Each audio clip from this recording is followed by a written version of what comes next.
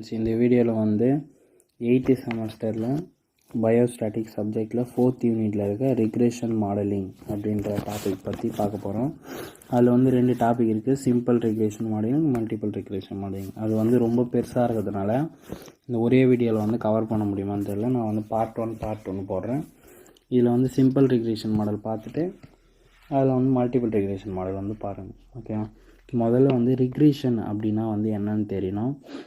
Regression அப்படின்றது வந்து இது வந்து ஒரு எஸ்டிமேட் பண்ணுறதுக்கான ஒரு ப்ராசஸ். என்னென்னா எதை எஸ்டிமேட் பண்ணுவாங்க, எதை கண்டுபிடிப்பாங்க, இல்லை எதை வந்து எஸ்டிமேட்னால் தெரியும் இல்லையா, எதை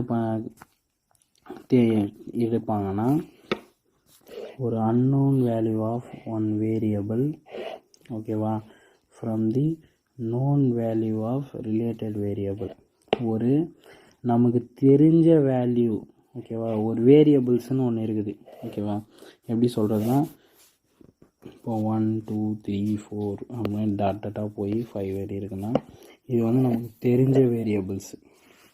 ஓகேவா, இந்த ரிலேட்டடான வேரியபிள்ஸ்னால் வந்து நம்ம நோன் வேல்யூ சொல்லணும். இந்த நோன் வேல்யூ ஆஃப் ரிலேட்டட் வேரியபிள்ஸ்லேருந்து நமக்கு தெரியாத ஒரு அன்னோன் நான் சும்மா ஒரு எக்ஸாம்பிளுக்காக 1 2 3ன்னு போட்டிருக்கேன். ஆனால் இது வந்து கோடிங்ஸில் இருக்கிறப்ப அவங்களுக்கு வந்து தெரியும். ஓகேவா, அந்த மாதிரி இருக்கப்போ தெரிஞ்ச வேல்யூவில் இருக்கிற ரிலேட்டட் வேரியபிள்ஸ்லேருந்து ஒரு அன்னோன் வேல்யூ ஆஃப் ஒன் வேரியபிளை வந்து எஸ்டிமேட் பண்ணி எடுக்கிறது தான் வந்து ரிக்ரெஷன் அப்படின்னு சொல்லிட்டு சொல்கிறாங்க. இப்போ ரிக்ரெஷன் மாடலிங் அப்படின்றது தான் வந்து நமக்கான டாப்பிக்கு. அப்படின்றது என்னென்னா இதில் வந்து 2 வேரியபிள்ஸ் இருக்கும். ஒரு வேரியபிளுக்கு வந்து டிபெண்ட் வேரியபிள்னும் இன்னொன்றுக்கு வந்து இண்டிபெண்ட் வேரியபிள்னு சொல்லிட்டு பேர் வச்சுருக்காங்க. ஓகேவா, இப்போ இந்த ப்ராசஸ் எதுக்காகனா எஸ்டிமேட்டுன்னு சொன்னோம் இல்லையா மேலே ரிக்ரெஷன்னு, இதில் வந்து என்னென்னா இந்த ப்ராசஸில் வந்து டிட்டர்மைன் பண்ணுவோம்.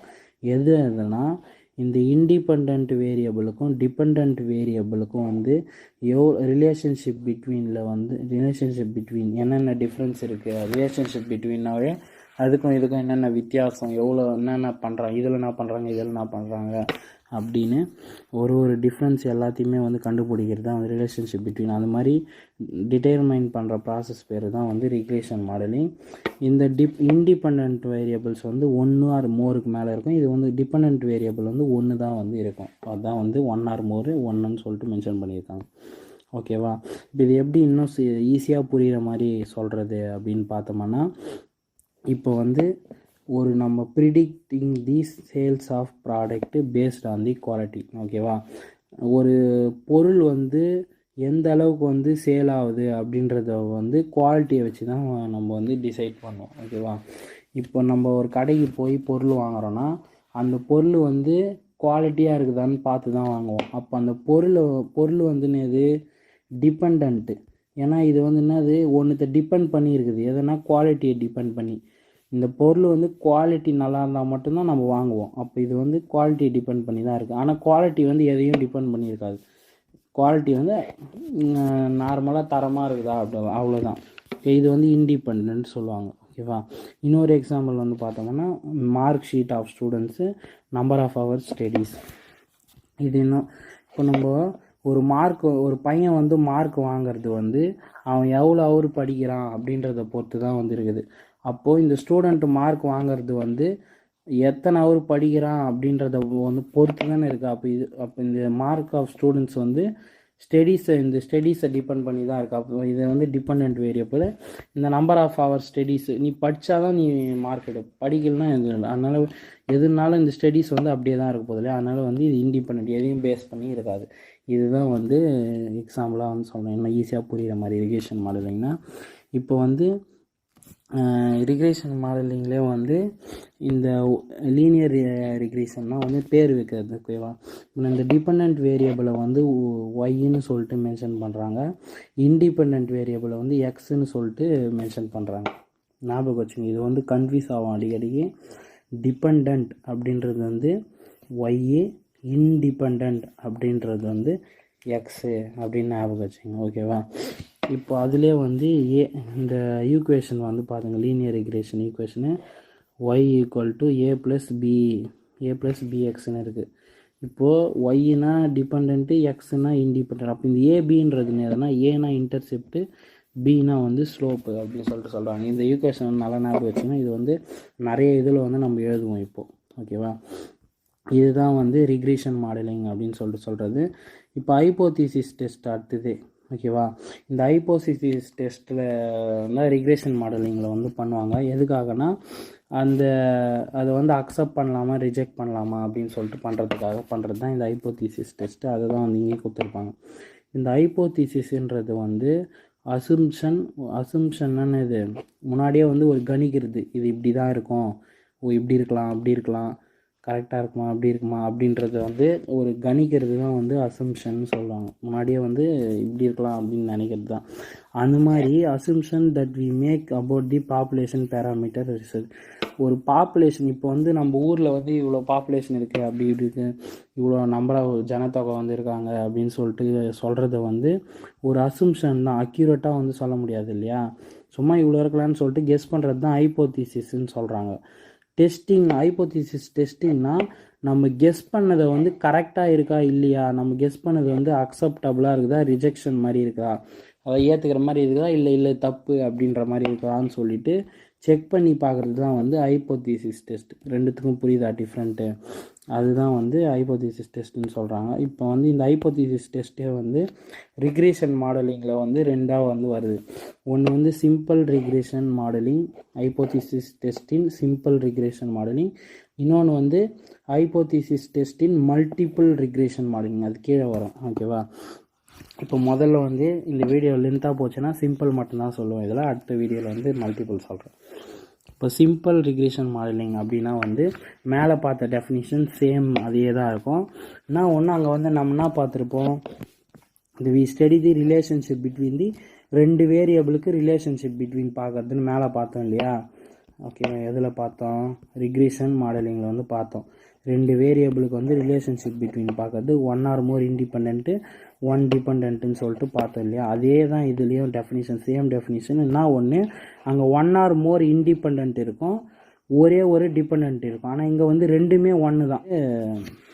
ஒய்யை வந்து டிபெண்ட்டும் எக்ஸை வந்து இண்டிபெண்ட்டும் வந்து பண்ணுறாங்க. ஓகேவா, இது மற்றதெல்லாம் வந்து எழுத தேவையில்ல. நார்மலாக கிராஃப் போட்டு அந்த ஈக்குவேஷன் எழுதி அங்கே மேலே வந்து என்ன பார்த்தோம், y equal to a plus பிஎக்ஸ்ன்னு பார்த்தோம். மேலே அது பார்த்தோம் இல்லையா. அதே மாதிரி இங்கே வந்து என்ன பார்க்குறோன்னா y equal to a0 plus a1x இங்கே இருக்குது பாருங்க. ஏ ப்ளஸ் பின்னு பார்த்தது வந்து இது மாதிரி a0 a1ன்னு பார்க்குறோம். அதில் வந்து ஏன்றதை வந்து நான் எடுத்துக்கணும் இன்டர்செப்ட்டு, பின்றது வந்து ஸ்லோப்புன்னு எடுத்துக்கணும் இல்லையா. அதே மாதிரி மேலே பார்த்தோம். அதே மாதிரி a0 a1ன்றதை வந்து இது வந்து இன்டர்செப்ட்டு, இது வந்து ஸ்லோப்புன்னு வந்து நம்ம இங்கே வந்து எடுத்துக்கிறோம். ஓகேவா, அதே மாதிரி டிபெண்ட் வந்து எடுத்துக்கிறோம். இந்த ஈக்குவேஷன் வந்து முடிஞ்சால் எழுதுங்க, இல்லைனா தேவையில்லை. ஓகேவா, இதை தான் வச்சு நம்ம கேல்குலேட் பண்ண போகிறோம் அப்படின்னு இல்லை. அந்த ஸ்டெப்ஸு ஃபார்முலா வந்து முக்கியம். நம்ம இதுவும் எழுதிக்கலாம். ஆமாம், ஃபார்முலா முக்கியம், எழுதிக்கலாம்.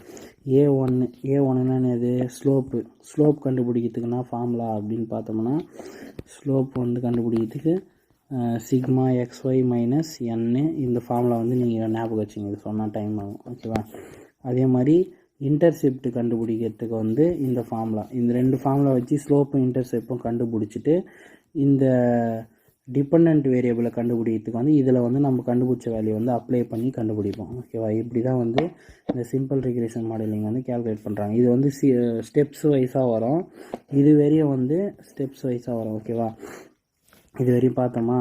இப்போ இதுக்கே என்ன இருக்குன்னா டேபுலேட்டட் வேல்யூ, இது வந்து கேல்குலேட்டட் வேல்யூ டேபுலேட்டட் வேல்யூன்னு வந்து சொல்லுவாங்க. இந்த கேல்குலேட்டட் வேல்யூவோட இந்த டேபுலேட்டட் வேல்யூ வந்து அதிகமாக இருந்ததுதானா, ஓகேவா, இது வந்து அதிகமாக ஹையாக இருந்ததுதானா இது, அப்போ வந்து அக்செப்ட் பாஸ்ன்னு அர்த்தம் ஹைபோதீசிஸ். ஓகேவா, சப்போஸ் இது வந்து அதிகமாக இருந்ததுன்னா இந்த கேல்குலேட்டட் வேல்யூ, அப்போ வந்து ஃபெயிலுன்னு அர்த்தம், அது ரிஜெக்டடுன்னு அர்த்தம். ஓகேவா, இது ஒன்று. அப்புறம் சம் ஆஃப் ஸ்கொயர் வந்து எப்படின்னா regression sum of square, error sum of square ரெண்டுத்தையும் வந்து கண்டுபிடிச்சி அது ரெண்டுத்தையும் ஆட் பண்ணால் இந்த டோட்டல் சம் ஆஃப் ஸ்கொயர் வந்து நமக்கு வந்து கிடச்சிரும். இது வந்து ரிக்ரெஷன் ஹைபோதீசிஸ் சிம்பிள் ரிக்ரெஷன் மாடலிங்கோட ஒரு இன்ட்ரடக்ஷனு. ஓகேவா, இப்போ இதுக்கு வந்து ஸ்டெப்ஸ் வந்து இருக்குது, அந்த ஸ்டெப்ஸ் வந்து பார்க்கலாம். இதில் நோட்ஸ் வந்து கொஞ்சம் லைட்டாக ப்ளர்ராக இருக்க மாதிரி இருக்கும், கொஞ்சம் அட்ஜஸ்ட் பண்ணிக்கோங்க. ஓகேவா? இப்போது ஸ்டெப்ஸ் நான் சொன்னேன் இல்லையா, ஸ்டெப்ஸ் வந்து இருக்குது அப்படின்னு சொல்லிட்டு ஒரு 6 ஸ்டெப்பு இருக்குது இதில். ஃபஸ்ட்டு ஸ்டெப் வந்து பார்த்தோம்னா டிஃபைன் தி நல் அண்ட் ஆல்டர்னேட் ஹைப்போதீசிஸ். இப்போ நம்ம ஹைப்போதீசிஸ் தானே பண்ணுறோம், hypothesis testing of simple regression modelling பண்ணுறோம். அதில் வந்து நம்ம கண்டுபிடிக்கிற ஹைப்போதீசிஸ் டெஸ்ட்டில் வந்து இது முதல்ல வந்து நல்லா ஆல்டர்னேட்டான்னு கண்டுபிடிக்கணும் இல்லையா, அதனால் நல்ல ஆல்டர்னேட்னா என்னன்னு தெரிஞ்சுக்கணும். நல்ல ஹைப்போதீசிஸ்னால் வந்து நோ சிக்னிஃபிகண்ட் ரிலேஷன்ஷிப் பிட்வீன் ரெண்டு, அதாவது வந்து நம்ம டிபெண்ட் வேரியபிளுக்கும் இண்டிபெண்ட் வேரியபிளுக்கும் ரிலேஷன்ஷிப் கண்டுபிடிக்கிறது தான் வந்து ரிக்ரெஷன் மாடலிங் பார்த்தோம் இல்லையா. அதில் வந்து நோ சிக்னிஃபிகண்ட்டு எந்தவித ரிலேஷன்ஷிப்பும் வந்து இல்லைன்னா அது வந்து நல்ல ஹைப்போதீசிஸ். ஓகேவா? சப்போஸ் வந்து relationship there is a significant linear relationship வந்து இருந்துதானா இந்த ரெண்டு வேரியபிள்ஸ்க்கும் டிபெண்ட் வேரியபிள்ஸ் இருந்ததுன்னா அது வந்து ஆல்டர்னேட் ஹைப்போதீசிஸ் சொல்கிறாங்க. இதுதான் வந்து நல் அண்ட் ஆல்டர்னேட் ஹைப்போதீசிஸ்க்கான டிஃபைன்டு. ஓகேவா? இது தனியாக 2 மார்க்கில் கூட கேட்பாங்க, பார்த்தாங்க. இது வந்து ஃபஸ்ட்டு ஸ்டெப்பு. செகண்ட் ஸ்டெப் ஒன்னா determine the level of significant. Level of significant வந்து கண்டுபிடிக்கிறதுக்கு வந்து நல்லா, அதாவது வந்து ப்ராபபிலிட்டி ஆஃப் ரிஜெக்ஷன் தி நல்ல ஹைப்போதீசிஸ். நல்ல ஹைப்போதீசிஸை வந்து ரிஜெக்ஷன் பண்ணுறது மூலியம் அதாவது ப்ராபபிலிட்டியை வச்சு லெவல் ஆஃப் சிக்னிஃபிகன்ஸை வந்து நம்ம ப்ராபபிலிட்டியை வந்து கண்டுபிடிச்சி இந்த நல்ல ஹைப்போதீசிஸை வந்து ரிஜெக்ட் பண்ணுறோம். ஓகேவா? இப்போது இது என்ன சொல்கிறாங்கன்னா லெவல் ஆஃப் சிக்னிஃபிகண்ட் வந்து 0.5ன்றது வந்து காமனாக இருக்கும், 0.05 அப்படின்றது வந்து காமனாக இருக்கும். அதனால் வந்து நமக்கு வந்து 5% ஆஃப் சான்ஸு கீழே வந்து என்ன கொடுத்துரும், 5% ஆஃப் சான்ஸ் ஆஃப் ரிஜெக்ஷன் தி நல்ல ஹைப்போதீசிஸ். இது வந்து ட்ரூ தான் அப்படின்னு சொல்கிறாங்க, ரிஜெக்ட் பண்ணலாம். இந்த லெவல் ஆஃப் சிக்னிஃபிகண்ட் வந்து ஒரு 5.5 வந்து காமனாக எப்போவுமே இருக்கும் ஒரு லெவல் ஆஃப் சிக்னிஃபிகண்ட்டு. இதை வச்சு நம்ம என்ன பண்ணலாம்னா 5% சான்ஸ் வந்து இருக்குது இந்த நல்ல ஹைப்போதீசிஸை வந்து ரிஜெக்ட் பண்ணுறதுக்கு ட்ரூன்னு சொல்லிட்டு சொல்கிறாங்க. இது வந்து ஸ்டெப் 2ல் வந்து சொல்கிறாங்க. அடுத்த ஸ்டெப் வந்து கலெக்ஷன் ஆஃப் டேட்டா. இந்த ரெண்டு வேரியபிள் இருக்குது இல்லையா, டிபெண்ட்டு இண்டிபெண்ட்டு, இந்த ரெண்டு வேரியபிளை பற்றியான டேட்டாவை வந்து கலெக்ட் பண்ணுறது தான் கலெக்ஷன் ஆஃப் டேட்டா சொல்கிறாங்க. இன்னும் ஒரு சாம்பிள் இருந்தால் ரெண்டு வேரியபிளையும் வந்து கலெக்ட் பண்ணணும். ஓகேவா?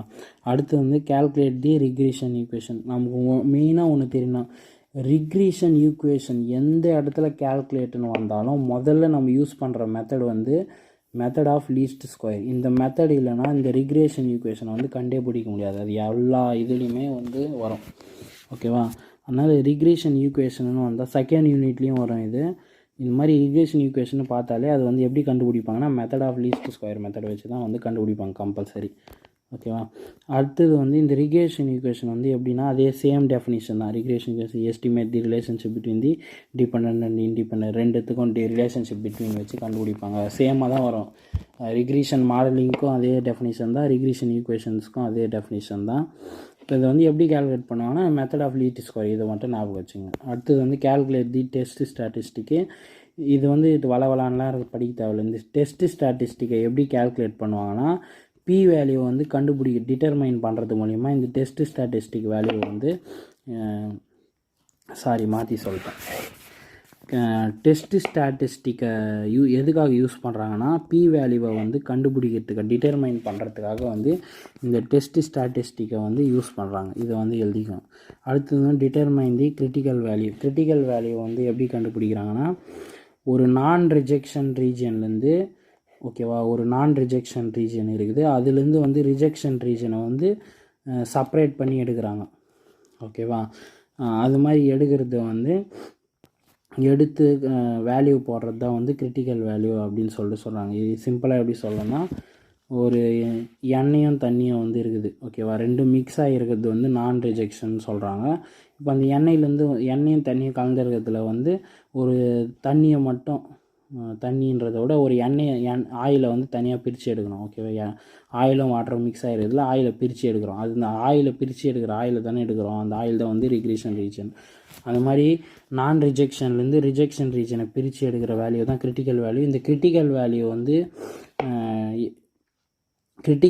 வந்து எடுக்கிறோம் இல்லையா, அதை வச்சு என்ன பண்ணலான்னா லெவல் ஆஃப் சிக்னிஃபிகன்ஸும் டிகிரி ஆஃப் ஃப்ரீடமையும் வந்து நம்ம கண்டுபிடிக்கலாம் அப்படின்னு சொல்லிட்டு சொல்கிறாங்க இந்த கிரிட்டிக்கல் வேல்யூ வச்சு. ஓகேவா. அடுத்தது வந்து compare the p value and level of significant. இப்போ அடுத்தது என்னென்னா, நம்ம கண்டுபிடிச்ச லெவல் ஆஃப் சிக்னிஃபிஷன்ட்டையும் மேலே கண்டுபிடிச்ச இந்த பி வேல்யூ, ஓகேவா. இந்த டெஸ்ட் ஸ்டாட்டிக்ஸை வச்சு தானே பி வேல்யூ கண்டுபிடிப்போம், இந்த கிரிட்டிக்கல் வேல்யூவை வச்சு லெவல் ஆஃப் சிக்னிஃபிஷன் கண்டுபிடிப்போம். இப்போ இந்த கண்டுபிடிச்ச ரெண்டுத்தையுமே வந்து கம்பேர் பண்ணி பார்க்குறாங்க லாஸ்ட்டில், பி வேல்யூ அந்த இதுவும். இப்போ சப்போஸ் வந்து இந்த பி வேல்யூ வந்து less than the level of இந்த லெவல் ஆஃப் சிக்னிஃபிஷன்ட்டை விட இந்த பி வேல்யூ வந்து கம்மியாக இருந்ததுன்னா, ஓகேவா, அப்போ நல் ஹைப்போதீசிஸ் வந்து ரிஜெக்ட் ஆகும், ஆல்டர்னேட் ஹைப்போதீசிஸ் வந்து அக்செப்ட் ஆகும். இது மாதிரி இருந்ததுன்னா இது ரெண்டுத்துக்கும் வந்து லீனியர் ரிலேஷன்ஷிப் வந்து இருக்குது அப்படின்னு அர்த்தம். ஓகேவா. This means there is a linear relationship between அந்த ரெண்டு வேரியபிள்ஸ்க்கும் நடுவில் வந்து ரிலேஷன்ஷிப் வந்து இருக்குது அப்படின்னு வந்து அர்த்தம். அதே வந்து இந்த பி வேல்யூ வந்து கிரேட்டர் இந்த லெவல் ஆஃப் சிக்னிஃபிஷன்ட்டை விட அதிகமாக இருந்தது, பி வேல்யூ வந்து அதிகமாக இருக்குது அப்படின்னா நல்ல ஹைப்போதீசிஸ் வந்து ரிஜெக்ட் ஆகிடும். அப்போ வந்து இதுக்கான ரிலேஷன்ஷிப் வந்து எதுவும் இல்லை, இந்த ரெண்டு வேரியபிளுக்கும் ரிலேஷன்ஷிப் வந்து இல்லை அப்படின்னு வந்து அர்த்தம். இதுதான் வந்து இந்த 7 ஸ்டெப்பு வந்து இருக்குது. ஓகேவா. எதுக்கு? Simple regression modelling hypothesis. இப்போ வந்து இதுவே ரொம்ப லேட் ஆகிடுச்சு, 16 நிமிஷம். அது வந்து செகண்ட் வீடியோவில் வந்து மல்டிபிள் ரிக்ரெஷன் வந்து